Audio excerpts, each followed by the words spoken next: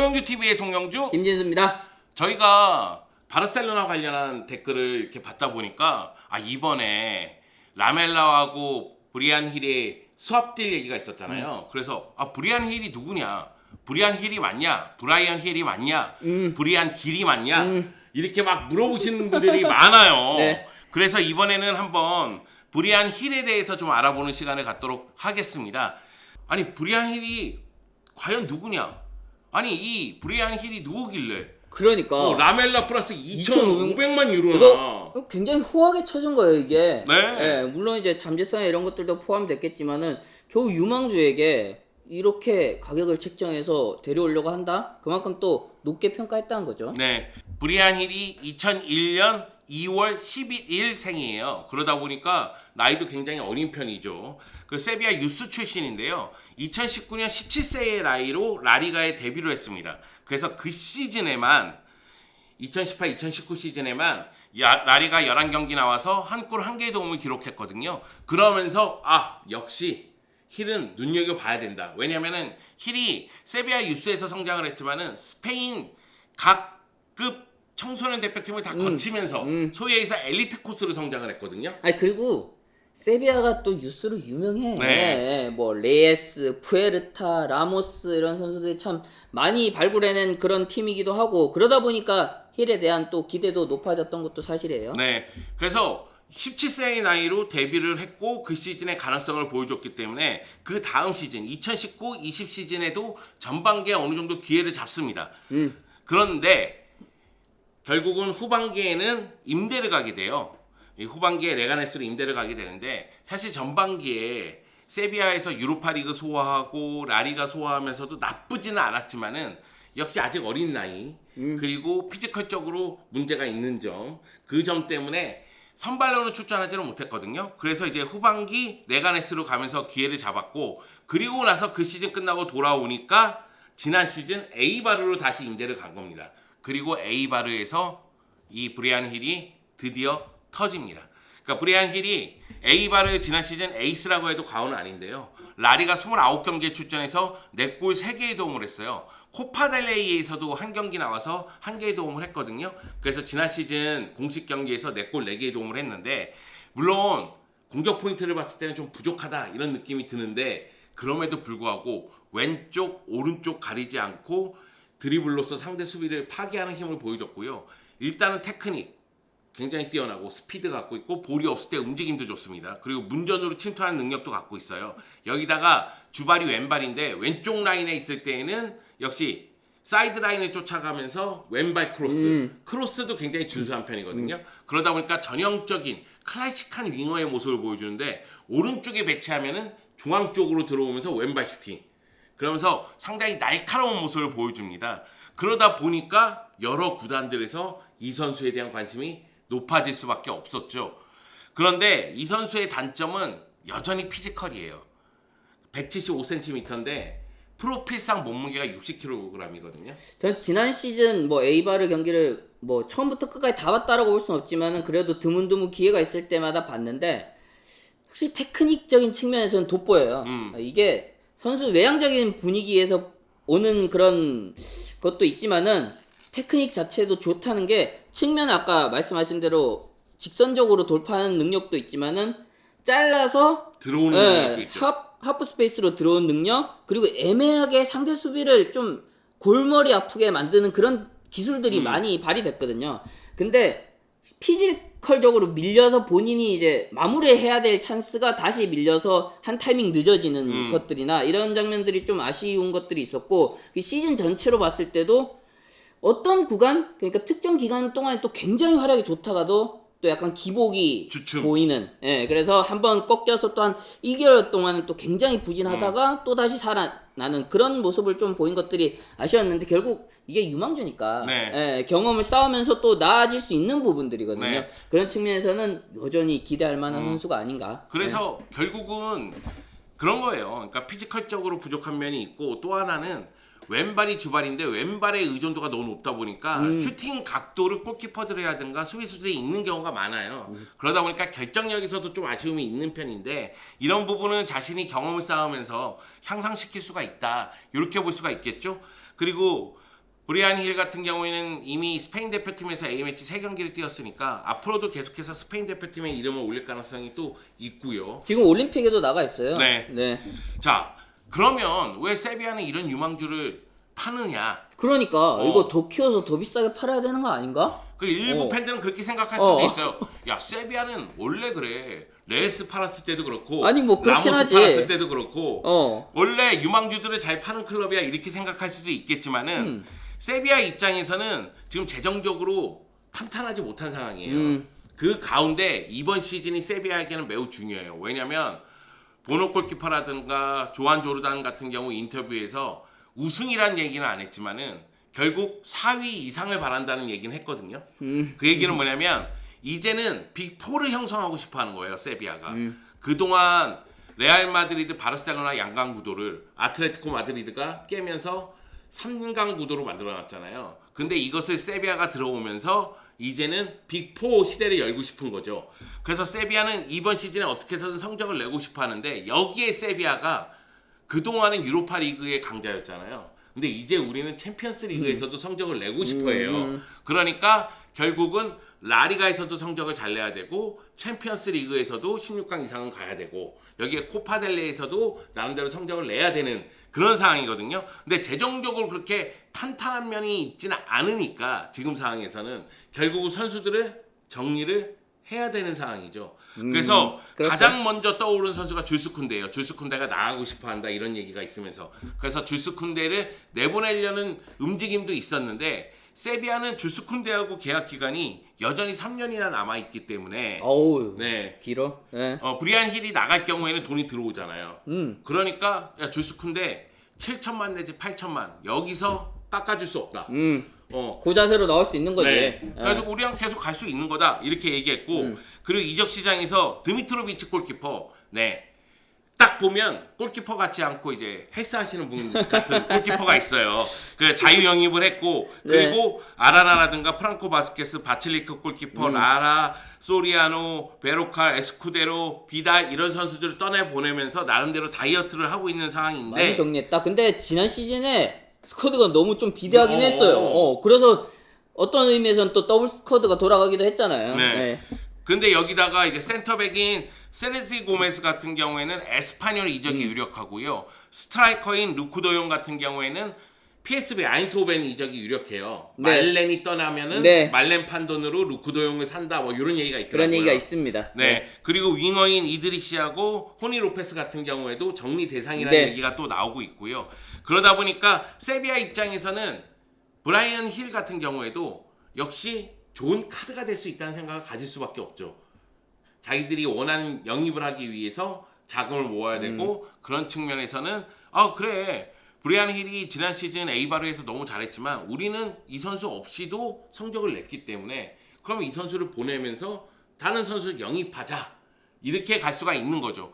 그러면 많은 분들이 여기서 왜 하필 라멜라야? 이렇게 가는 거죠. 아, 그렇지. 네. 네, 그게 중요한 거예요. 네. 근데 세비야 입장에서는 라멜라라는 카드가 나쁘지가 않다. 일단 라멜라가 난 EU 제한에 걸리지 않습니다. 그러니까 라리가 같은 경우에는 각 팀당 난 EU가 3명으로 제한되거든요. 그래서 라멜라 영입하면은 난 EU 제한에 걸리지 않고 여기다가 어차피 세비야는 나름대로 주전이 2선 라인에는 형성이 돼 있어요. 네. 네. 그래서 오캄포스, 수소, 파푸고메스 선수를 이용하거든요. 그럼 라멜라를 데리고 와서 즉시 선발로 쓰겠다는 얘기가 아닙니다. 결국 라멜라는 1.5군처럼 중요한 순간에 어디가 비었을 때 활용하겠다. 이 얘기는 라멜라가 뛸 수 있는 포지션이 또 많다는 얘기예요. 윙어로도 뛸 수 있고 공격형 미드필더로 뛸 수도 있고 상황에 따라서는 위로 올릴 수도 있고 그렇기 때문에 라멜라가 나쁘지 않은 카드라는 얘기가 되고 아까 전에 얘기했다시피 세비야는 챔피언스리그, 라리가, 코파델레를 모두 소화를 하는데 라멜라 같은 경우에는 챔피언스리그 경험도 있고 네. 참 좋게 얘기해준다 지금 계속. 듣고 있어 보니까 왜 이렇게 좋게 얘기해주지? 이런 네. 생각이 든다. 아니 일단은 그렇다. 그래, 그래서, 그렇다지. 네, 경험이 있는 선수를 씀으로 인해서 즉시 활용할 수는 있지만 선발로 쓰지 않아도 괜찮은 선수. 저는 즉시 활용할 수 있다라는 그 표현이 굉장히 중요하다고 생각이 들고, 지금 아까 얘기하신 대로 빅4를 형성하고 싶다. 뭐 바로 드러내진 않았지만 우승에 약간 도전하고 싶은 눈치다 이런 말씀을 하셨는데 그렇다면 즉시 전력감들이 중요한 거예요.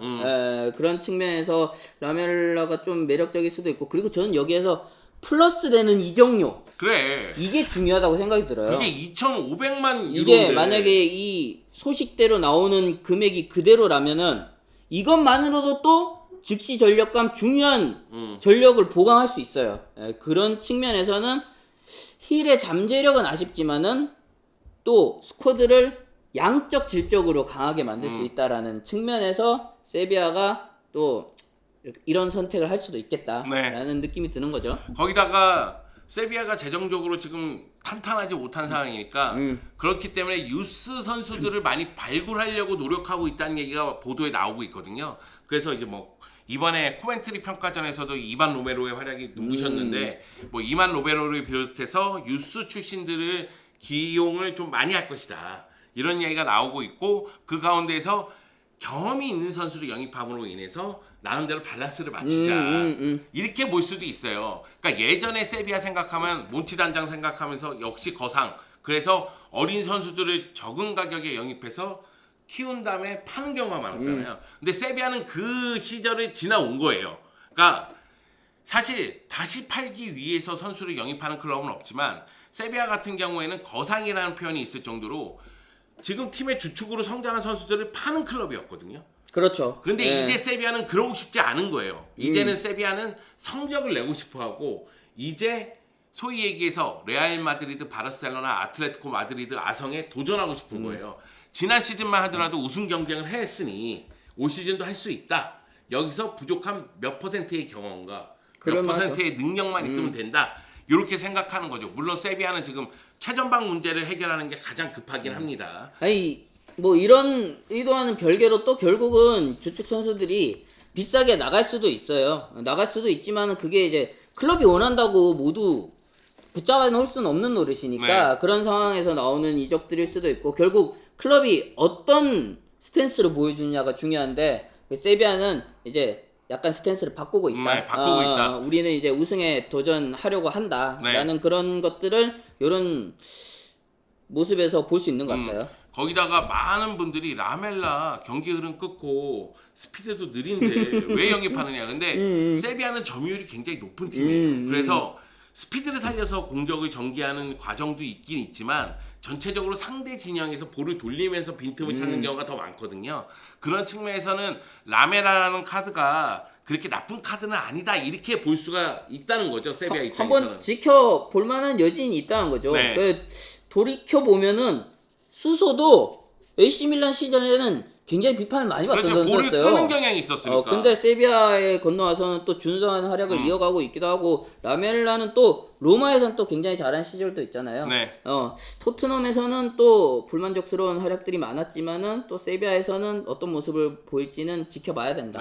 자, 그러면 이제 토트넘 얘기를 좀 넘어갈게요. 토트넘 입장에서는 감독이 바뀌었고 지금 팀이 새롭게 구성이 돼야 되는 상황이잖아요. 물론 여기다가 해리 케인이 나갈지 안 나갈지 모르겠지만은 손흥민 선수는 재계약을 했고 그런데 새로운 누누 감독이 3명의 공격수를 가동할지 2명의 공격수를 가동할지는 모르겠지만 결국 브라이언 힐과 손흥민 선수를 같이 기용하면 그만큼 효과는 있다는 거죠. 스피드가 뛰어나고 드리블 능력이 뛰어나기 때문에 거기다 두 선수 모두 좌우를 소화할 수가 있죠. 그러니까 위치를 바꿔가면서 또 쓸 수가 있고 그리고 전체적으로 봤을 때 누누 감독은 3백 바탕으로 해가지고 상대를 끌어들인 다음에 뒷공간으로 빨리 가고자 노력하는 스타일이었지 않습니까? 울버햄튼에서. 그렇죠. 전소속 팀에서는 그랬죠. 그렇기 때문에 볼을 간수하면서 빠르게 움직일 수 있는 공격수가 필요하다는 시점이 생길 수가 있어요. 그래서 이제 손흥민이라는 카드가 굉장히 중요한 카드긴 한데 손흥민 외에도 그런 능력을 갖고 있는 선수가 있으면 좋겠다는 생각이 들 수가 있고 많으면 좋죠.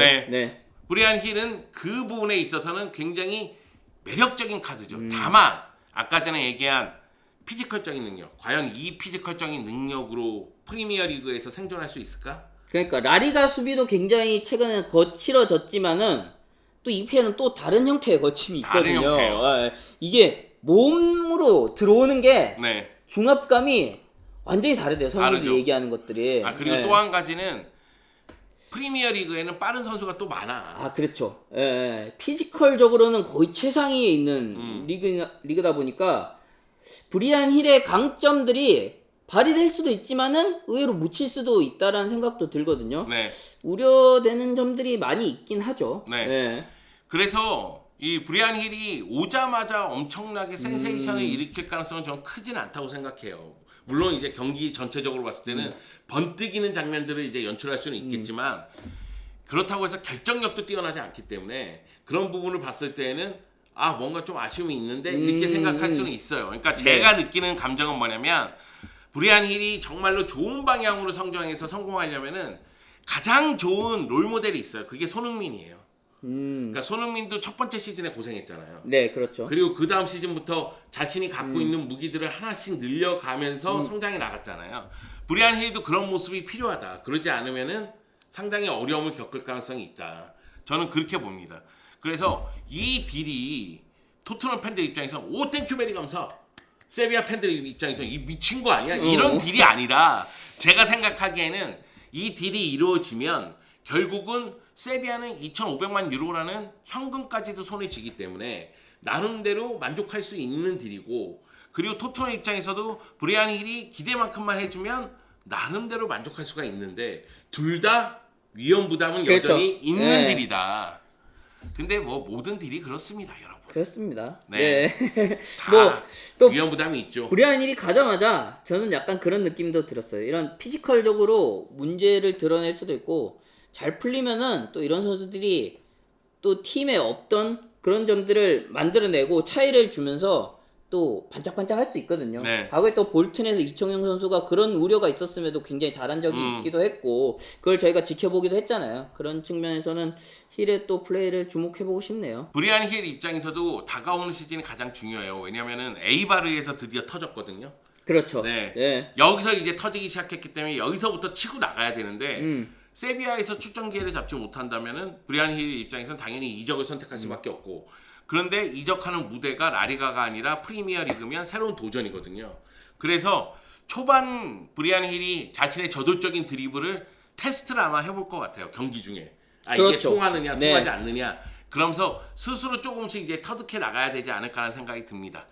자 저희가 뜬금없이 바르셀로나랑 아무 관계가 없는 세비야와 토트넘, 라멜라 아니 라리가 힐 얘기를 선수잖아. 했습니다. 라리가 네. 선수 우리 충분히 얘기할 만하지. 네. 그렇다고요 여러분. 아니 여러분이 궁금해하더라고 브리안 힐에 대해서. 뭐 얘기할 수 있지. 라리가 전문 해설위원 아니십니까? 맞습니다. 네, 토트넘이 브리안 힐 사면 정말로 진짜 브리안 힐이 잘했으면 좋겠다. 그래서 쌍두마차처럼 손흥민하고 좀 약간 기대되는 면도 있긴 해요. 그리고 그 울버햄튼 시절에 또 네트로 굉장히 잘 쓰기도 했거든. 네트 같은 느낌으로 또 브리안 힐이 잘해주면은 또 하나의 또 스타가 되지 않을까? 네. 그런 생각도 드네요. 은근히 누누 감독은 드리블러를 잘 이용하는 편이지. 드리블레이가 의존을 많이 하지. 의존을 많이 하지. 네. 네. 자, 잘할 수 있을지 한번 지켜보자고요, 그래. 여러분.